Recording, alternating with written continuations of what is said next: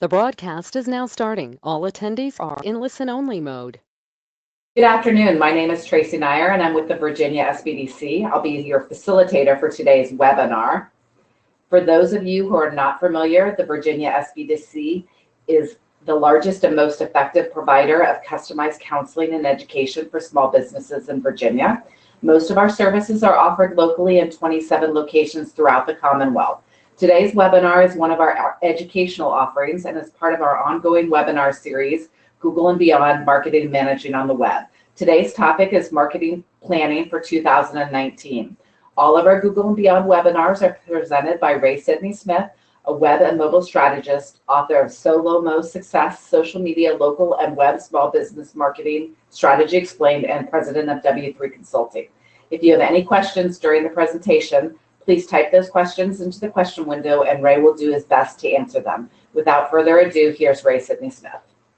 Thank you, Tracy, and thank you to the Virginia SBDC Network for having me here on for the series. As Tracy said, if you have any questions, now is the time to ask them.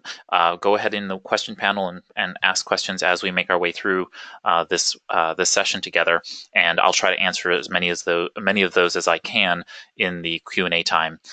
And of course, you can always find me on Twitter at W3 Consulting, hashtag it Google and Beyond, and then of course follow at Virginia SBDC on Twitter, where you can learn about other resources and programs and upcoming webinars that we'll be putting out throughout the year. And just another little minor housekeeping item, which is that I have a lot of material to cover. So Tracy will be getting questions, and I'm likely going to ask her, or I'm asking her, to hold all those questions till the end, unless it's really, really something that just makes no sense, or for some reason I've made some kind of error in statement. So I'll hold all those questions to the end. I will really try to answer them all when we get there. But we have a lot of material to cover, and I'm really looking forward to today's agenda. And today's agenda is that we're going to actually discuss a little bit about what occurred in 2018, in case you missed it, as I like to call it every year. And then we're going to talk about what we should really be looking for in terms of marketing in 2019. There are a lot of really important things on the horizon, and even though we're a little bit into February already, we should really be paying attention to the next 10 months and what you can do to really have high impact on your bottom line as a small business. I will, like I said, have time at the end for Q&A. It'll likely be just a couple minutes, but I'll be happy to stay as long thereafter we end the session to finish answering any Q&A. I will have my email address on this final slide, so by all means, email me and I'll be happy to try and get you to the right resource or answer your question if I'm not able to answer it today during the live webinar. Okay, so actually quite a number of things happened in 2018, but I wanted to highlight just a few of the things that happened in 2018 that are going to be of importance to you as a small business, and some things that you might think are esoteric, but actually really impact the way in which the web will operate and how you will market in the future as we make our way through over the next probably 18 to 24 months. The first thing that I noted, I'm sure I noted last year in several of the webinars, but something that people really need to take a sort of account of is that smart speakers are becoming more prolific within homes, and even to the effect that voice assistants are becoming more prevalent on mobile devices. So to explain that a little bit more, to unpack it a little bit, understand that a smart speaker is similar to the Amazon Alexa series of devices. These are things that have microphones and of course are also speakers, and you can talk to it and it can respond. It's internet connected, and so it is then, capable of having a conversation style interaction with you. And 20% of US households now have a smart speaker. And once a household has a single smart speaker, it's a half of those people will then start buying multiple smart speakers for their homes. So we're at 20% saturation in the US, with smart speakers really only being a few years old. That's remarkable, and we will probably see exponential growth. As a kind of a personal anecdote, everyone I know in my family, I have now purchased smart speakers for them. So just because I know the value of having a smart speaker in my home, I've now encouraged my parents and siblings and extended relatives to all have these, and I've bought them for them. And now a year later, my parents, for example, who are not necessarily so technologically savvy, they're very they're highly engaged in using those smart speakers in the household for playing music and having conversation and asking Google questions because they have Google Homes. So just understand that just because there may be people who are reticent about smart speakers or may not know that they exist, the more tech savvy people in their life are going to be introducing them to it. And that's going to really increase the number of these devices that are around that are now going to be allowed access to conversational search. And we're going to talk about voice SEO in a little bit.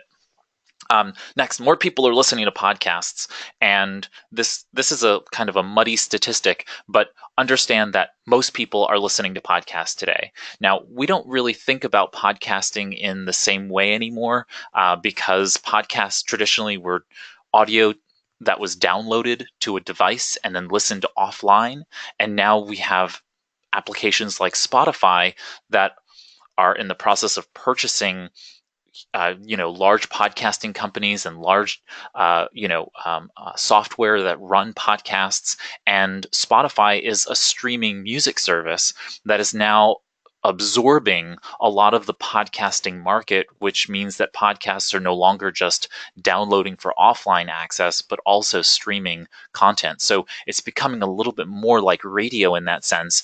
And people are serendipitously, coming across this content. And so podcasting is really, really growing, even if the numbers don't necessarily show it. We are really in a renaissance for podcasting. This is a statistic. This is a statement actually from Google, the Think with Google team. They basically are aware of the fact that from their research that 84% of Americans are shopping for something at any given time, and it's in up to 6 different categories. What that really means is that most people are shopping all the time. And that means that if you're online, you're likely looking for something, you're trying to solve a problem, and that's really important for you as a small business, as a small business generally, just to be thinking about what are people doing online that relates to equating to business for you on the other side. And whether or not you're retail, you need to have an e-commerce strategy. That's what this really tells us, is that people are buying products and services online in dramatic amounts today. And if you're not focused on being able to convert people, whether service or product business, you're missing out, and you're going to be left behind if you really don't focus on what your online strategy is to taking people from pre-sales to sales and post-sales and turning them into loyal customers. This one is the one that really made me say esoteric earlier. So Microsoft has 2 different browsers. They have Internet Explorer, which has been mostly deprecated, but there's some little remnants of it still sitting around on many computers because people have not upgraded to the latest Microsoft Windows 10 platform and so on and so forth. And then they have Microsoft Edge, which is their newest web browser. Well, they've made an announcement that they're actually going to be getting rid of their current engines, basically the background piece that runs Edge, and they're going to be adopting what is used in the Google Chrome browser, which is the Chromium engine. So now that, in essence, all of the browsers in the world are not all of them in the world, but the major browsers are now going to, in essence, be Chrome based. We're going to see a huge shift in the amount of web-based applications and how they really operate. And that's actually going to lead to a lot of efficiencies for marketing purposes for small business, for productivity purposes for small business. And so just pay attention to that. Microsoft is making a very strategic move here in not having to develop a different background engine to run web applications, which means that if you plan to put out, say, a mobile application that's a progressive web app, your business now no longer needs to worry about having to be seen by an engine that's different than Google. So in this sense, the Chromium engine is going to be a very, very powerful tool for streamlining the process of putting out web applications and mobile applications and all kinds of other things. So keep that in mind. Actually, as of this past month, digital advertising, that is what is happening on the web and mobile, has now surpassed both television and print advertising, what's considered traditional ad spend. So I think it's now at $129 billion in 2018, which is like over the 102 or 100 and something odd billion dollars that were spent in traditional television and print advertising. So over the next several years, we are going to see the increase of more and more digital spending, digital advertising, outpacing all of traditional advertising together. So it's just for you to pay attention to the fact that more and more companies are putting money into digital advertising. That means that there's an opportunity still there, but that also means there's increased competition. So the more money you're putting into digital advertising, so is big business, so are other small businesses, and you're now competing for the same visibility in and on social networks and on other kinds of web properties where you might be displaying ads. So we may see perhaps a swing back to some traditional advertising for some businesses because there's less competition that's going to drive down rates. And so you'll be able to get into a print publication, for example, perhaps at a lower dollar rate than digital. So we'll see. To be determined. Let's see here. Oh, this one is just to take note of the fact that with some of these changes that are happening, for example, with Microsoft's change to Chromium and so on and so forth, a lot of lawmakers, Facebook recently had their CEO, interrogated or interviewed, whatever you want to call it, in front of the U.S. Senate. And so the reality is that data privacy and security are certainly now forefront in the discussion. And lawmakers are really thinking about how they are going to potentially restrict or regulate how large social networks, how large technology companies are dealing with data privacy and security. And unfortunately, what that means is that it's going to, I don't necessarily mean it's unfortunate. I think that it's just an outgrowth of that it's going to affect small businesses. And you need to be aware of that and really get in front of it. And that means going out there and understanding your data privacy and security policies as it relates to the business and using that as a competitive advantage. So if you're going to, hold data for your customers and have data collected by your customers, about your customers, you need to make sure that you are telling your customers what you're collecting, how you're collecting it, how you're keeping it secure in their behalf, how you're getting rid of it, and whether they have access to that data on the other side.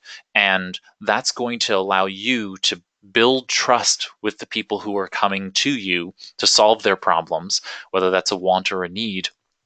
And that's going to build loyal customer bases. And those who don't, and those who get then have a data breach, those who then have some kind of privacy circumstance happen, and you now need to have a little bit of egg on your face as it relates to this, that's going to create distrust and disloyalty among your customer base.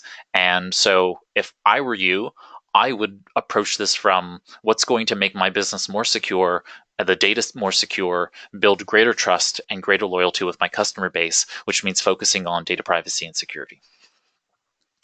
And great. So every year, and I'm going to probably upset the apple cart a little bit this year with this, but going forward, I'm probably not going to do this as much every year in terms of the 2000, X and review and so on and so forth. But this year, I'm going to just do it because I did it last year, and so it's going to, or the year before, I guess. And so in 2017, I did a 2018 in preview, and so I just wanted to go over what we talked about more than a year ago now in terms of what would be happening in 2018 and what things worked and what didn't, because there are some things that are still useful today that you should be paying attention to. So I just want to go through ever so briefly. I'm going to speak really fast and go through this. So if you have any questions, by all means, put them in the question.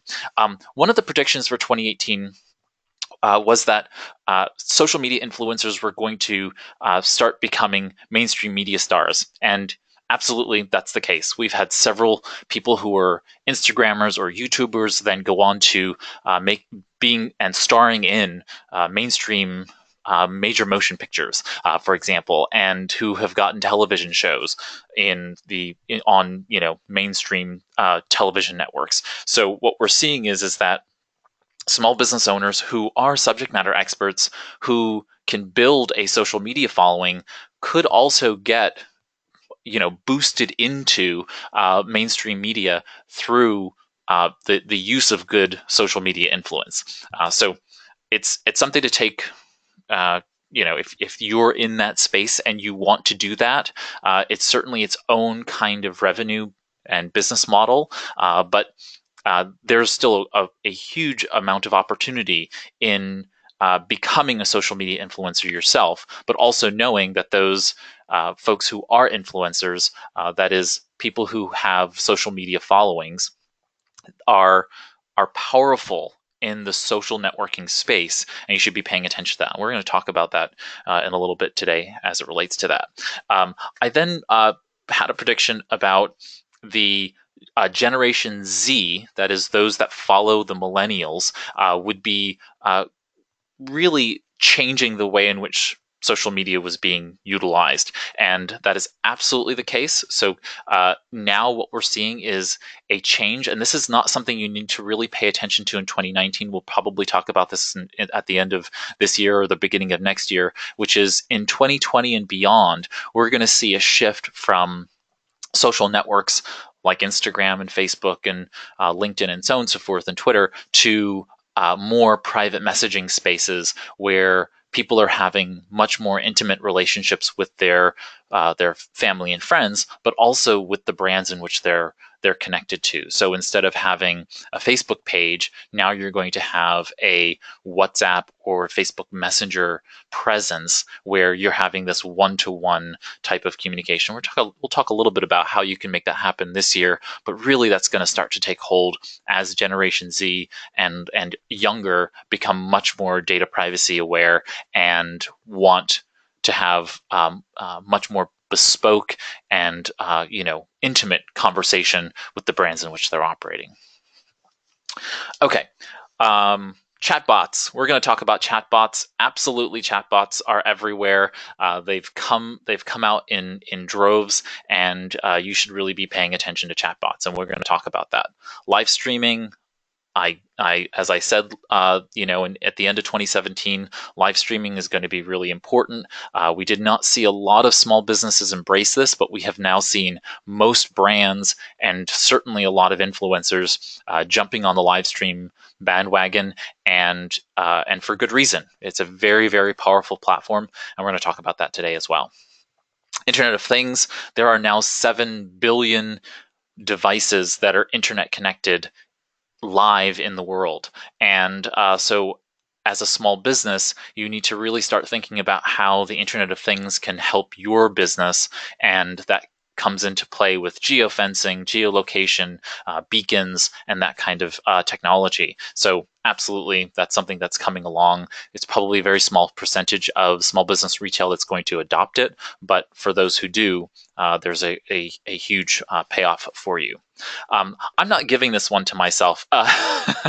So I said that Twitter would be making some major changes to their platform, which they actually did, but they actually ended up not changing the way in which people really did operate on Twitter. Twitter is still going to need to make some larger constructs for framework changes for them to really get to that point where we see a business movement away from or toward Twitter.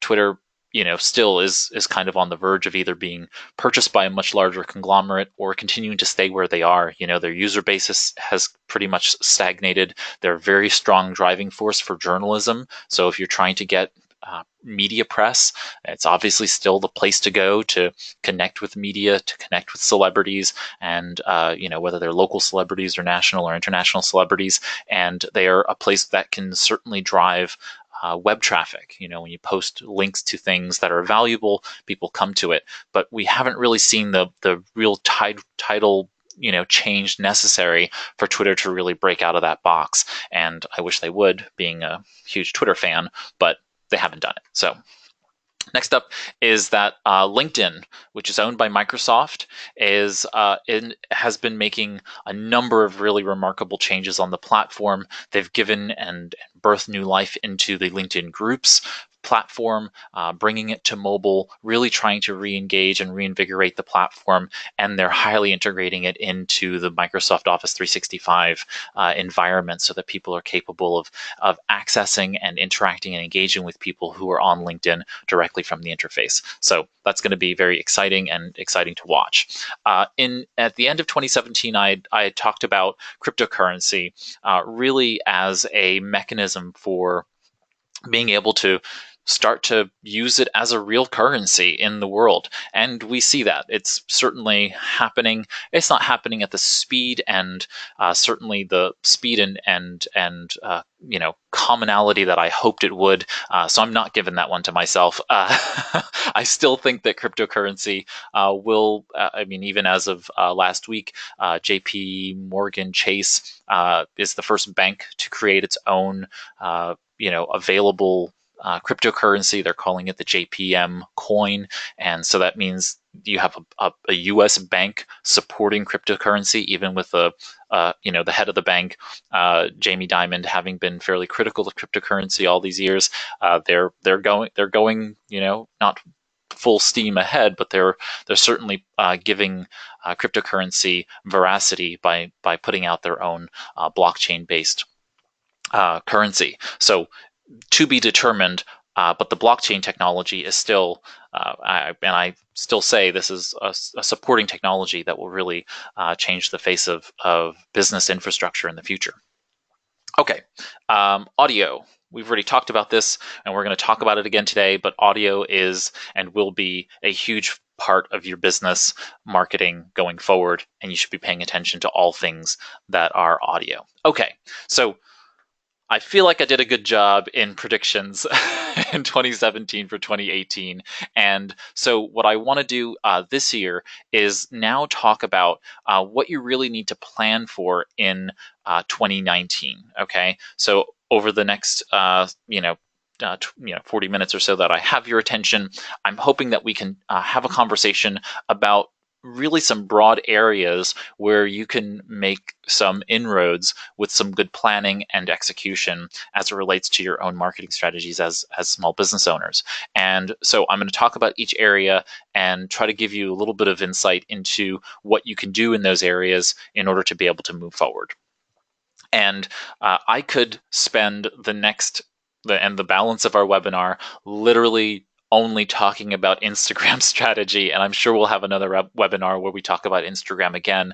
But really, the social network to beat this year is, and by beat I mean for you as a small business to join and to really interact and engage with effectively, you really need to be on Instagram, and there are exceptions to that rule. So if you feel like you're that exception, feel free to reach out to me, and I'll be happy to say, oh yes, don't worry about it.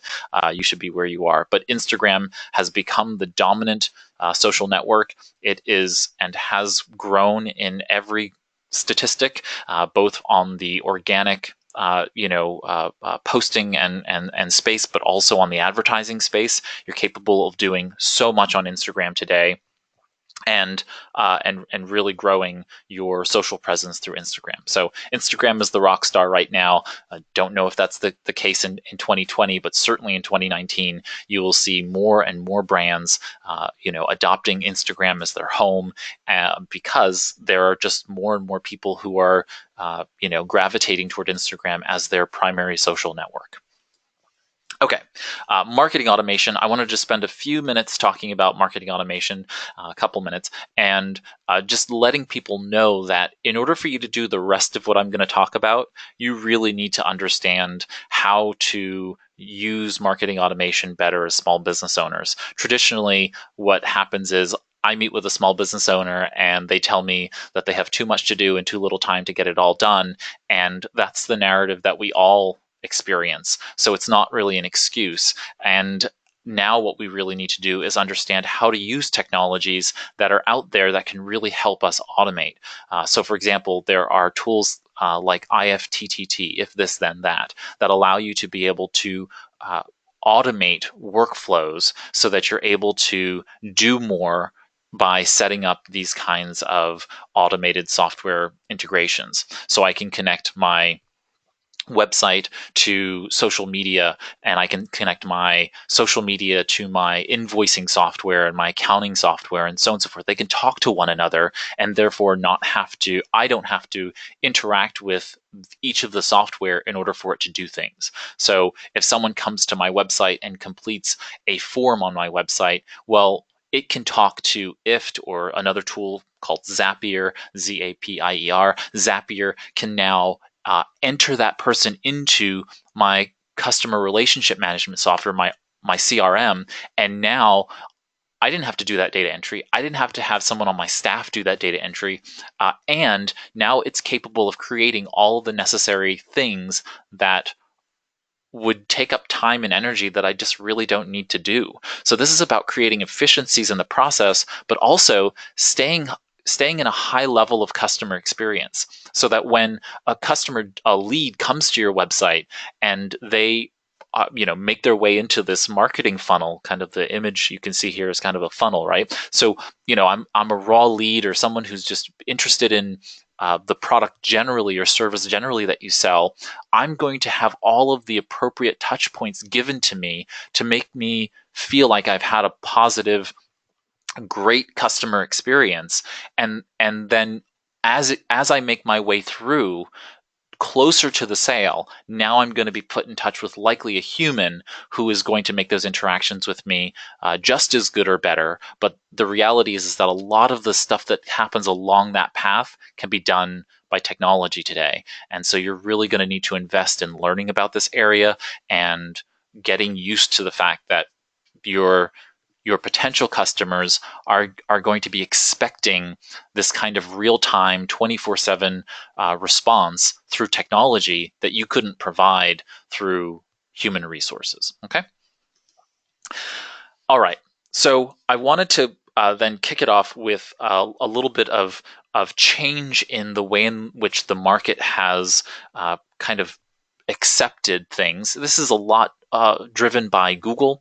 So Google has had a lot of algorithm changes, but Google changes based on the way in which people want things, right? So what we saw and what I've been recommending for many years is that people should be blogging, and that those blogs should be 300 to 600 words.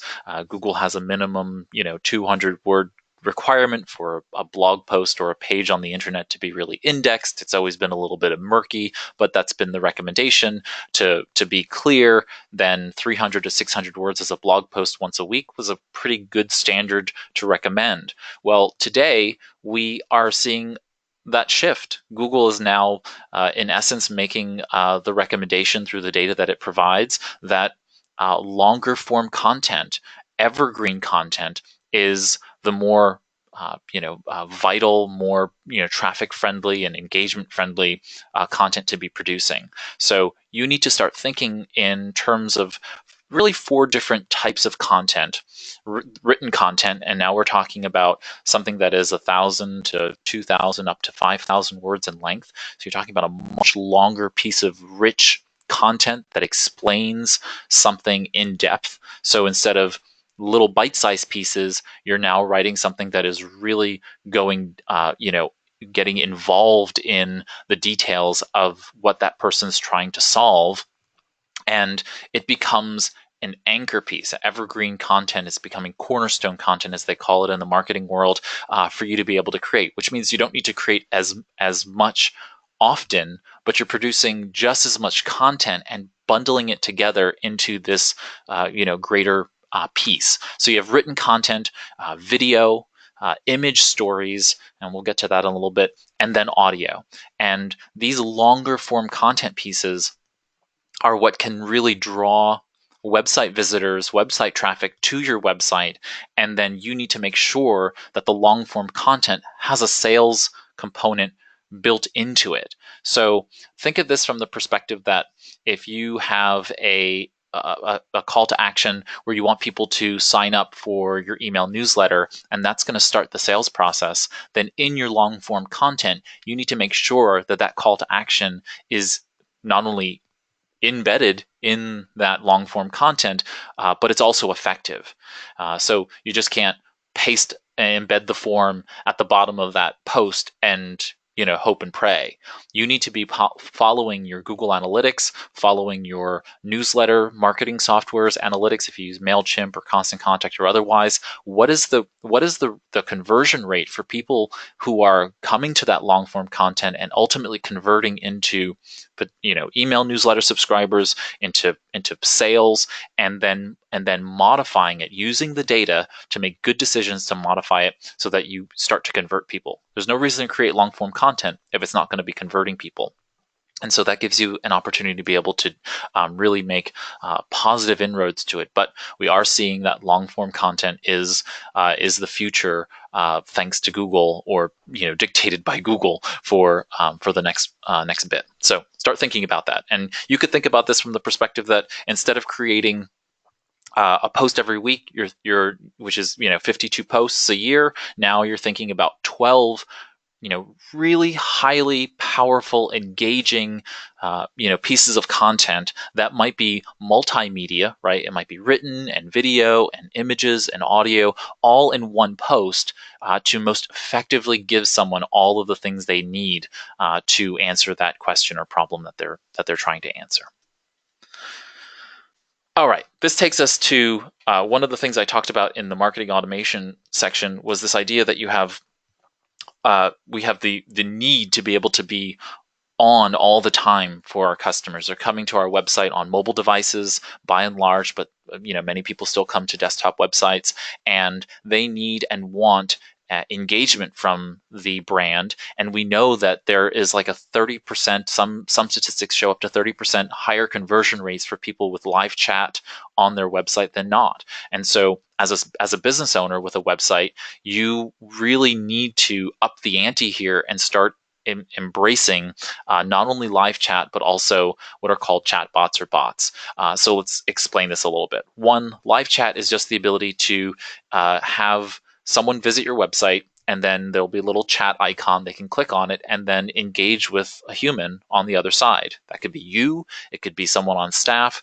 It can be a customer support company that you've provided the ability to provide this live chat service. But in essence, they then can sell, answer questions, provide resources, but also increase sales on your website for those folks who are ready to buy now.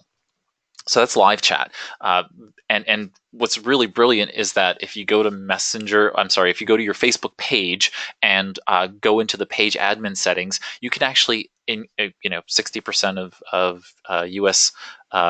Residents have Facebook and have a Facebook account. So you have a fairly high percentage of people that when they visit your website, they're likely Facebook users also.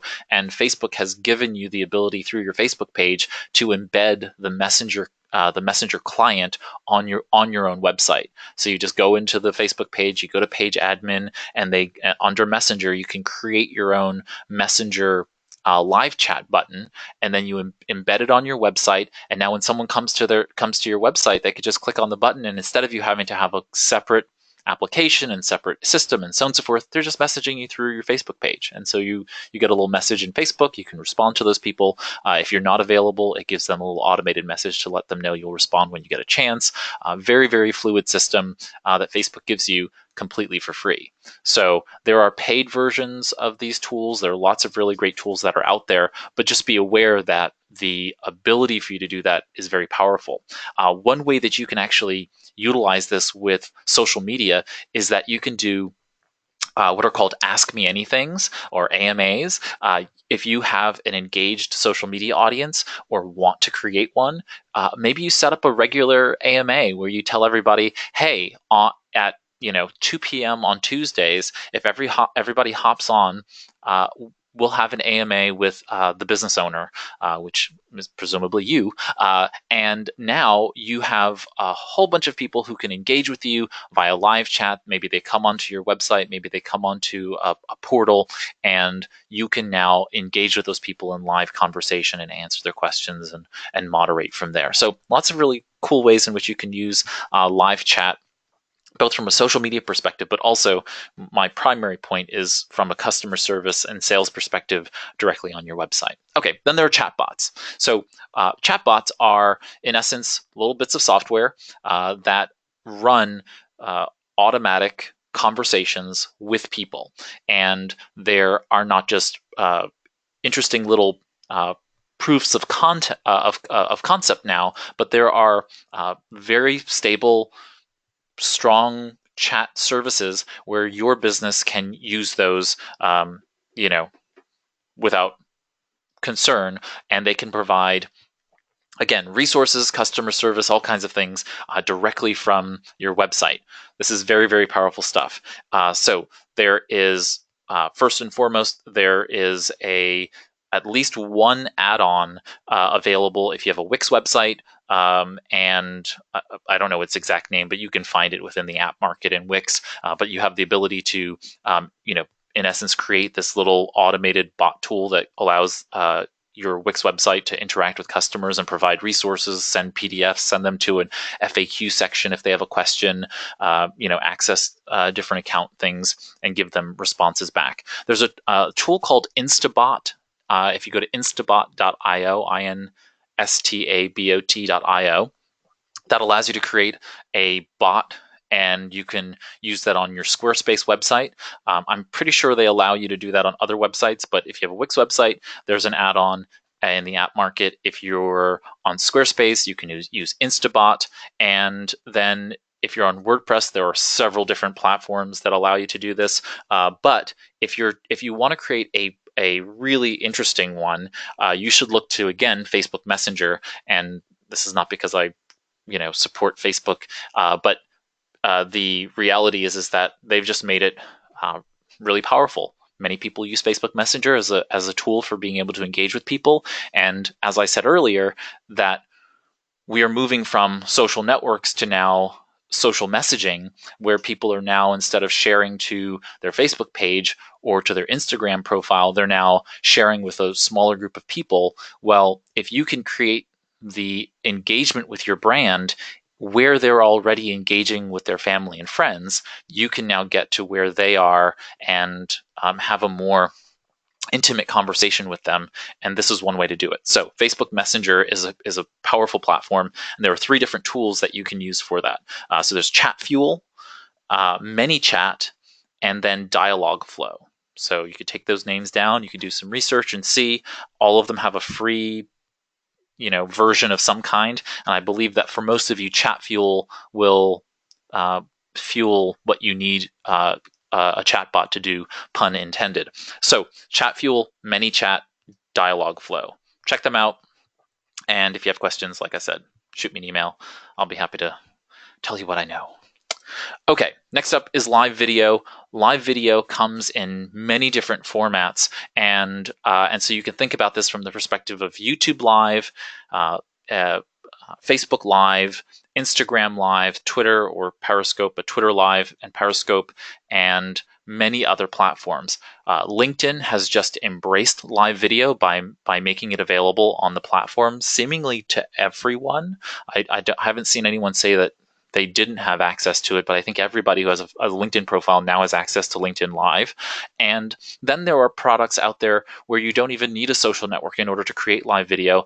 Like there's Zoom, which allows not only meetings where people can join you on video also, so they can join by phone, audio and video, but you can do webinars like this where you are on camera or you have a presentation on screen, as I do right now, and you can provide audio to many people. But there's tools like Crowdcast that allow you to be able to have you on video plus the screen and a kind of a visible chat stream always on, and that could be very, very powerful and highly engaging. And again, live videos importance in the ecosystem is really about getting people to engage in real time, as opposed to being like, oh, well, I can just get that later. I can look at that later. Creating scarcity of the moment is what really drives people to interact and engage with your brand right now, and that increases engagement across the board. So we're seeing that people who use live video are having much more engagement, they're having higher engagement, and they're having people follow them for future live engagement more than any other kind of content. And so just look at that. There are some really interesting tools that are out there. Also, a lot of these apps, like if I go Instagram Live right now, you're going to probably get a notification. If you follow me, you're going to get a notification in the Instagram app that says, hey, by the way, W3 Consulting has just gone live. You better check it out before it goes away. So it creates this little FOMO, this little fear of missing out opportunity for your business by making me as the consumer, like, oh, wow, they're going live. I'm not going to be able to see this if I don't watch it now. And so there you go. I'm going to click on the link and I'm going to see what's going on. And that gives you the ability as the Instagram Live publisher to interact and engage with that person. Why did they click on it? What are they doing? Just a little bit of public recognition goes a long way for potential customers. A lot of really powerful stuff can happen if you engage people in live video. Two tools that I wanted to just bring to your attention. Say that I'm much more partial to YouTube Live than I am to any of the other platforms, for example. And I know that I have audiences, though, in those other places. Well, you can use some tools to be able to what's considered echo or reflect your video stream to those other services. There's a tool called Restream, Restream.io, Restream.io, and then switchboard.live is the domain, switchboard.live. Both of those tools allow you to say, I go live on YouTube, but now it's going to broadcast to my Facebook page as a Facebook Live. It'll broadcast to Instagram as Instagram Live, and so on and so forth. So it gives you some real power there in being able to rebroadcast or reflect your video stream to other places. It can even use custom, what are called RTMPs, the real-time multimedia or media protocol or whatever it's called. But the idea is that it allows you to then stream your live video to multiple platforms at the same time. So you don't have to have 4 different cameras on you in order to be able to get out to your full audience. So just consider that in part of your strategy is how often do you want to go live? Do you want to say have a little office hours Q&A type thing once a week, once a month, whatever it is, and what can you do to engage people to do that? Can you have a contest around that? Can you have some kind of fun game that you play with folks? Be a little bit lighthearted and be interesting to people in terms of the content you're producing, and it's a little off the cuff, so you don't have to be as formal with that content creation as you do with your other content that's out there. Okay, next is just a quick discussion about micro-influencers. As I said earlier, from last year's 2018 in preview, micro-influencers that is not the folks who are huge YouTube stars and huge Instagrammers and have huge followings that then become mainstream movie stars. I'm talking about people who are there in your local town right now who have maybe a couple hundred, maybe a couple thousand followers who are highly engaged because they're the industry expert in that space. Well, those are the micro-influencers of the world. And for you, if you're in that same industry, so say that you are, you make custom T-shirts, and your custom T-shirts are local branded and they're just really, really cool and interesting and hip, well, you would go to the local Instagrammer who is the micro influencer for fashion and all things interesting in your town.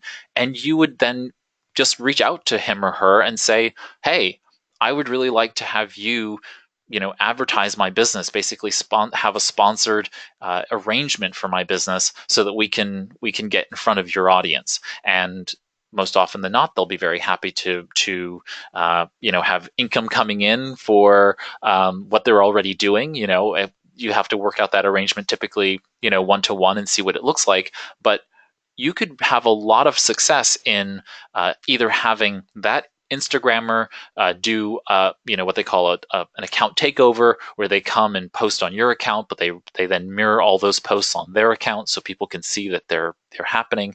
All kinds of really fun things through this sponsorship opportunity. And that way they're driving people locally to your local business. If you have an Instagrammer who has 4 million followers and, they're a nationwide company and you're a local insurance company, well, it doesn't matter about the 4 million people because there's probably only maybe 1,000 of them that could ever be your customer. Or if you're a local, shoe boutique, and you're selling to people who are local, well, you want the local person who's really into fashion, who's talking to your audience in that area to go check out your shoe boutique. So you don't want, some large national celebrity to be talking about your shoe boutique because those people are not going to be buying from you. It's just going to be a lot of wasted web traffic and a lot of chatter on your social media that isn't going to ultimately turn into sales.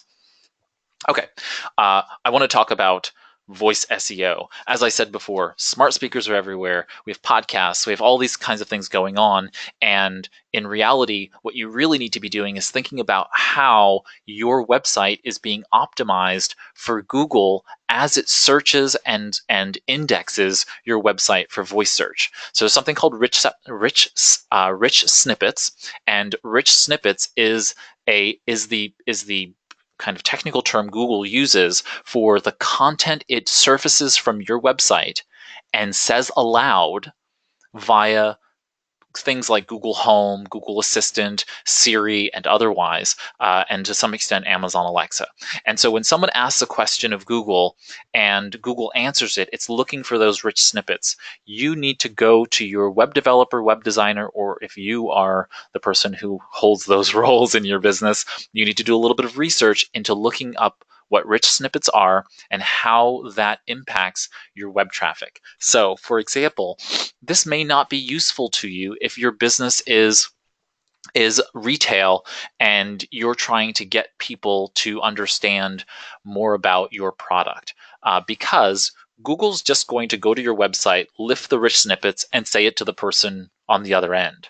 But if you can convert those rich snippets for SEO purposes into engaging people not just in the product but in your local business, then that text can call to action the person on the other side. I'll use the shoe example. Say I'm looking to buy a new pair of shoes, and you own a local shoe boutique. Well, if you have the best rich snippet SEO wise, and I say, "Hey Google, where can I buy the best, men's loafers in Charlottesville, Virginia?" Well, guess what? If that snippet gets read to me, I would want the rich snippet to say, here goes some, here goes some details about, men's loafers, and if you really want the best loafers in Charlottesville, Virginia, you should check out my shoe boutique, right? And that would be the name of the boutique that I would want you to go to. And so you can really drive retail traffic through effective, rich snippet voice SEO. So really, really start to think about how you're not just doing local optimization for people searching on desktop and mobile, but how they're doing it via Google voice search. Because I'm going to pick up my phone and ask that question. I'm going to ask my question of my voice assistants in my home and in other places. I mean, they're being embedded in your car now. So cars are coming out with this kind of voice search. So think about that for the future. How are you going to get your websites optimized for voice search?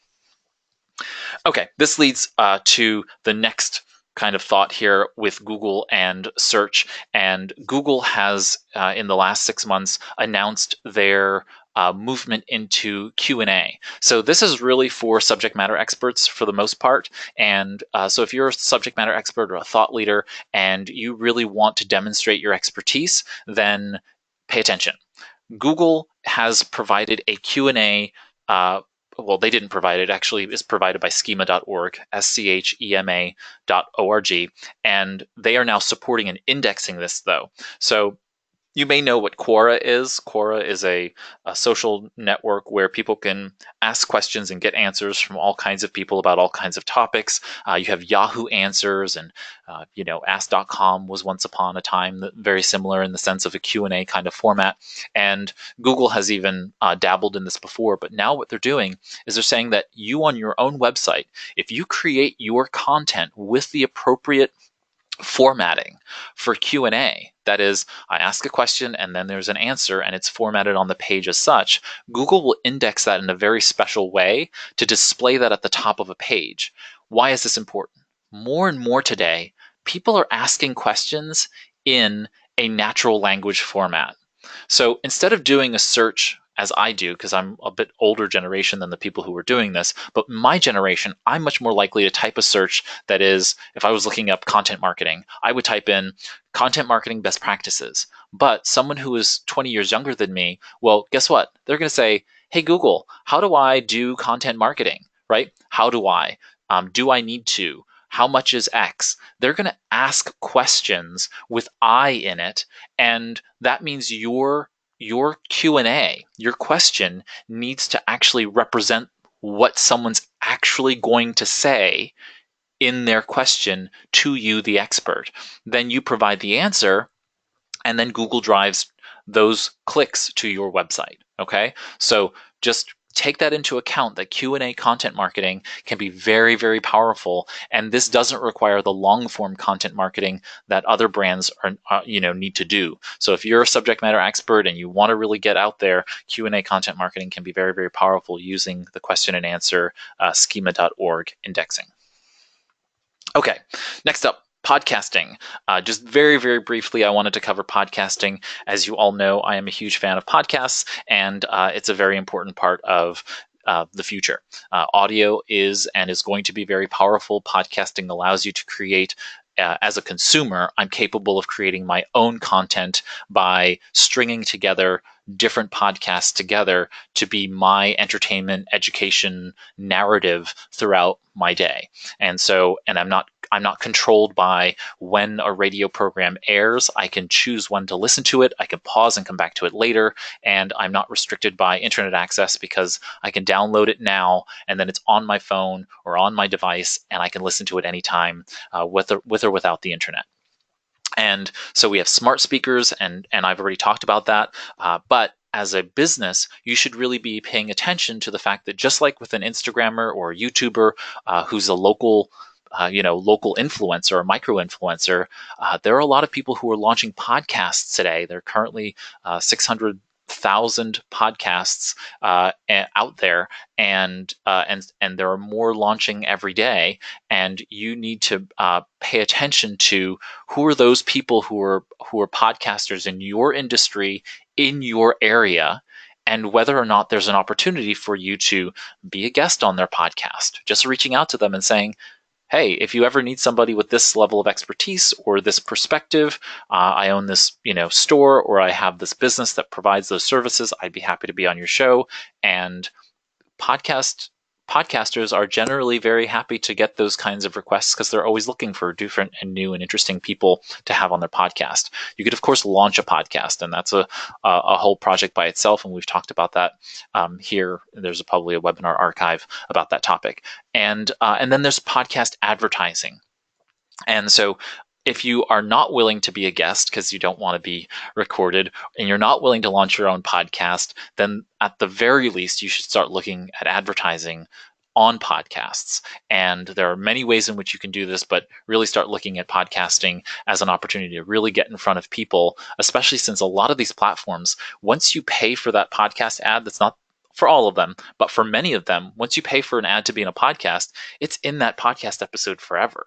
So you get this like permanent ad. Every time someone goes back and listens to that episode, they're going to hear that ad that's been placed. So from a longevity perspective, that's a really high, you don't get that with television, you don't get that with radio. Most often than not, those ads are dynamically, they're interstitial as they're called, they're dynamic. So they're spliced in live. And so only the current advertiser gets the ad in that show.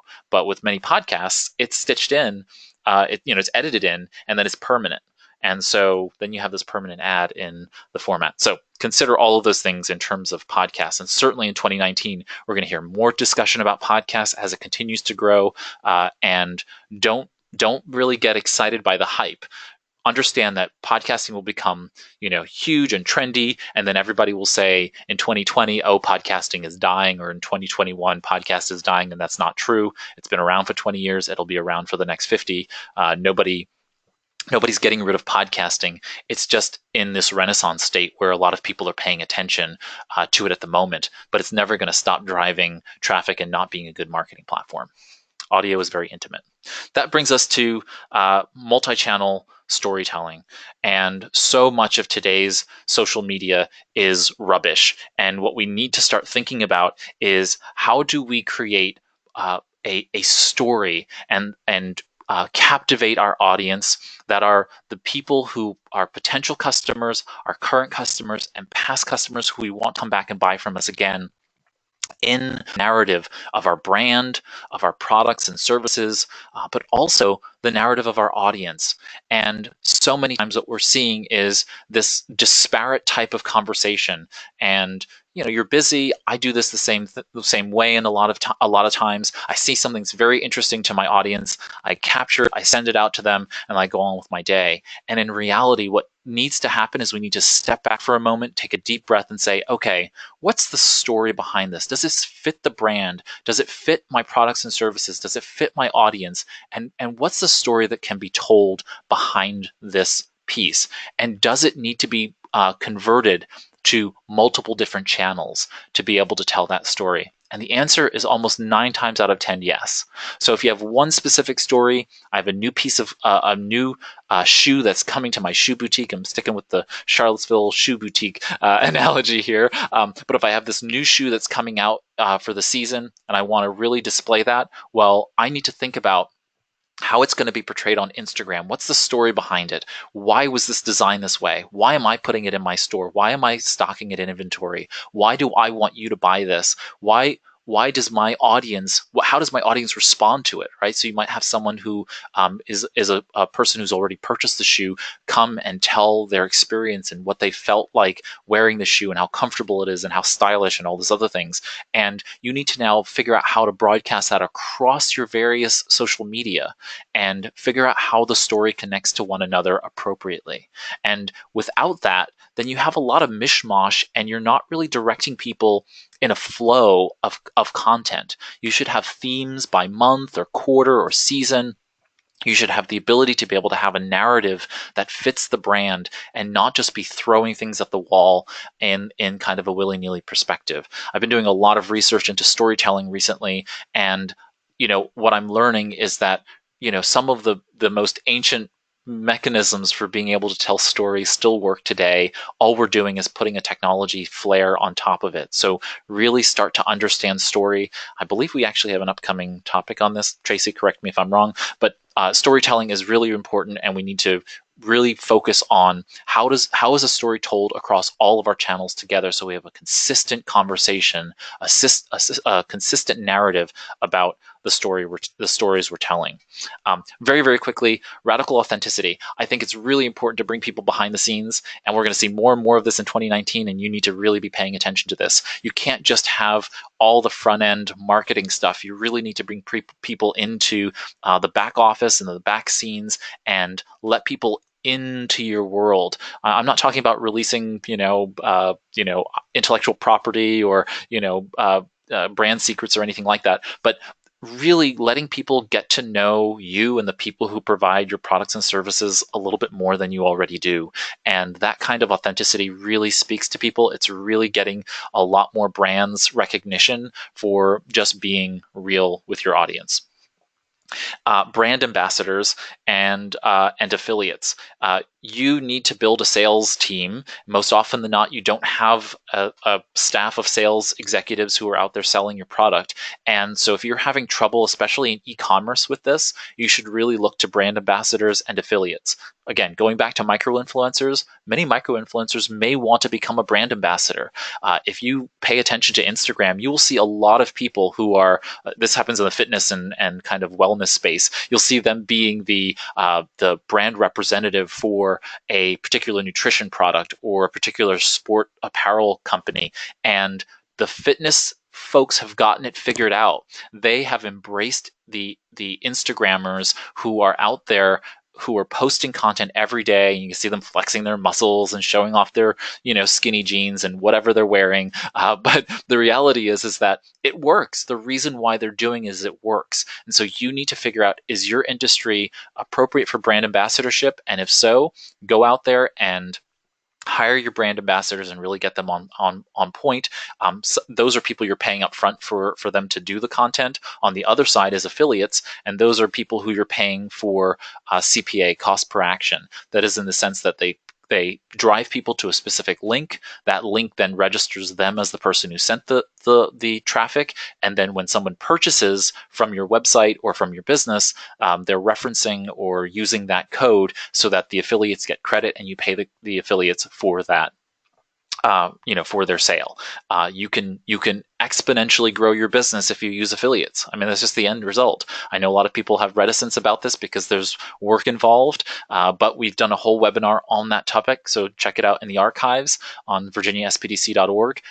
Go into the webinar archives, watch it, learn how to set up an affiliate program, and it can be very, very powerful for your business. So don't let another year go by, especially 2019, and not have set up a brand ambassadorship or an affiliate program that's going to be able to drive real sales to your business, because there's somebody else out there incentivized to sell on your behalf that's not just you.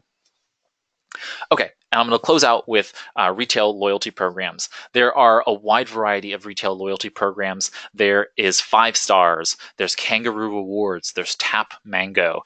Royalty is a really interesting one. Royalty, spelled with I-E instead of a Y. Royalty, what they do is they help automate the process of using Facebook's location-based advertising platform to display ads when people are in a specific location. So if I'm in, say, Old Town Charlottesville, right, walking down through Charlottesville, and I happen upon that area and I open up the Facebook app, well, guess what? Facebook is going to display an ad for your shop there on the main drag because of my location, because it knows where I am. And Royalty helps you with that process. It helps you figure that out so you can just easily display ads to people for them. Then you have the ability to go further than that with loyalty programs. And like I said, 5 stars, Kangaroo Rewards, Tap Mango allow you to be able to create these reward programs. So someone shows up to your shop, they have a little code or a QR code or an app, and they can scan it. And now they're tracking points and being brought back into the store with geolocation, push marketing, push notifications, and that kind of thing that are strategic, so that you're really getting people to come to your store when you want them to, when you have a sale or an event going on or something like that. Really, really look at, and then just a final point here, and then Tracy is going to take over, is there's an application produced by Independent We Stand. If you go to independentwestand.org, it's only on Google Android right now, but there are other ones that maybe do this. But this is a completely nonprofit focused application for small businesses to create loyalty programs built into the, I think it's called Buy Local app. And so I've installed it. It's interesting. There are not a lot of businesses on it, but the more businesses that use something like this, the more people will install the app, and that's kind of creates a good trend. So I would check out Independent We Stand. like I said, I don't really know much about them, but they're an interesting nonprofit, independentwestand.org. Check out the mobile app and maybe talk to your local regional economic development agencies about maybe launching their own, restaurant and retail focused application that really helps create a loyalty program where many businesses are together creating a program for you to be able to get in front of your local audiences.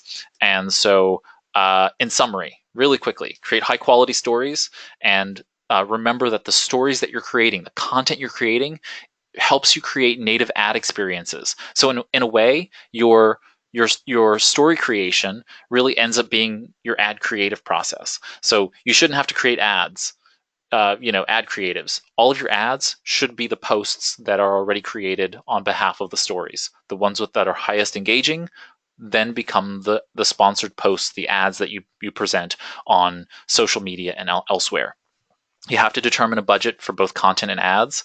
There's really no way to do well on social media today without an advertising budget. And finally, look to the technologies and platforms that really help you to get your audience together and engage and entertain them in a way that your competitors are not. So look for those kinds of niches, step it up a level, and I wish everybody a really great 2019 with marketing their businesses. Thanks, Ray. That was great. A lot of good information. I'm going to go ahead and close out the webinar now, so those that don't have questions or don't need to listen to the questions can go ahead and go on with their day, because we've gone a little bit over today. All of our Google and Beyond webinars are thank you for participating today. Today's webinar was recorded and it'll be posted on the Virginia SBDC website under live webinars and recordings. Tomorrow, you'll be receiving a follow-on email for this webinar, and there'll be an evaluation link in the email. Please help us to continue to improve our training by taking the time to complete the evaluation. I did just post that link in the chat window if you want to go ahead and fill out that evaluation now. Our next webinar is on March 7th, and it's creating an online conference/summit strategy, tips and tools to host a web-based educational event for your business. So we do have a couple of questions. Well, let me start with we got a great feedback, Ray. I just wanted to say this was possibly the most information-packed and useful webinar I've ever seen in 20 years of watching webinars. So that's quite the endorsement. Thank you, Karen. One of the questions was, what's the other app that you recommended? Royalty, how was that spelled, Ray? Royaltie. Okay. And if you look up royaltie.com, it's royalty, royaltie.com, you'll find it. And so people know you could do this using Facebook and Google directly. It's just that Royalty makes it really, really simple for Facebook. So we do have a question, Ray, that we might have to answer in another way, because I'm not sure when it came into the questions. But it just said, name of tools, please. I know in the past we've kind of done a document of some of the tools you talked about. Can we do that for today? Yeah, sure. So for the person who asked the question, just what I'll do is I'll provide Tracy with a list of all the tools that I provided today, and she can email that out. What types of incentives do you imagine offering brand ambassadors or social influencers? Strictly monetary? Right. So no, not strictly monetary. That's a really great question. And what I like to say to people is, what are the things that allow people to get recognition and rewards? And recognition and rewards are the two pieces that you would do for in an HR department, right? If an HR program was creating a program for employee engagement, they would have some kind of recognition and some kind of reward. So obviously, monetary rewards are always good, but they only go so far. People want to be recognized. And so tiered recognition programs, just as simple as providing, say, a badge as the bronze, silver, and gold status ambassador for your company. If you do X and Y, share so many social media posts, get so much engagement on one of your posts, or send people to my store and buy 5 ice cream candy cones or whatever it is, ice cream cones in 1 month. Give them the ability to level up using some game design principles there, level up in order to become the status of being a brand ambassador or whatnot, and those can be as powerful or even more powerful than monetary rewards. That's not to say the monetary rewards don't drive people to want to do it, but I'm just saying that the recognition is actually just as important for you to really balance out what are the things. It could also be access to early information.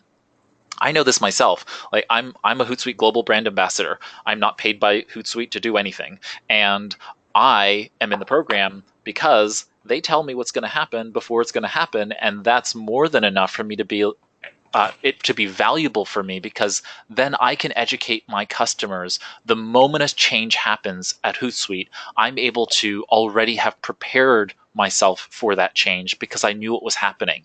So it makes me a better consultant, but it also gives me the feeling of being valued by the Hootsuite team. Does that make sense? So be sure that you're aware of how ambassadors feel about being recognized and getting insider information, right? I'm held by, I can't disclose that information until the change has been made, but by knowing it, I can now create educational materials, email that out to my clients who use those tools as soon as the announcement is made, and that makes my clients happier because they know that I'm on the pulse. Great. Ray, I'm not sure if we can answer this question today, but please talk about how we measure whether or not our marketing was effective. Also, what's realistic in terms of time to spend on marketing per week? Yeah, I'm not sure we can answer that that's it depends kind of answer. If you want to email me offline, the person who asked the question, feel free to email me offline, and if you can give me some specifics, I'll be more than happy to kind of give you my best guesstimate in terms of how much time and what kinds of things you would want to be looking for. I know that we do have topics upcoming this year where we will be diving into how to look at the data, determine metrics and outcomes, and so just look out on the horizon for those kinds of webinars that we'll be doing. Great.